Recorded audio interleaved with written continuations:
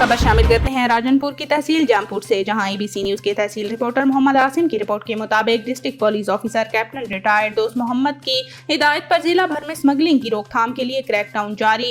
SHO model city अजीज शबाब और उनकी team ने नॉन कस्टम पेड सामान की स्मगलिंग को नाकाम बना दिया। 81,000 पैकेट सिगरेट, तकरीबन 15 लाख मालियती बरामद। District police officer captain retired दोस्त मोहम्मद की सरबराही में जिला भर में स्मगलिंग की रोकथाम के लिए क्रैकडाउन जारी। एसएचओ थाना सिटी राजनपुर ने अपनी टीम के हमरा स्मगलिंग की रोकथाम के लिए कार्रवाई की, जिसके नतीजे में नॉन कस्टम पेड सिगरेट के 81,000 पैकेट मालियती तकरीबन 15 लाख रुपए बरामद कर लिया गया। नॉन कस्टम पेड सामान कार नंबरी LE 6306 में छुपा कर स्मगल किया जा रहा था।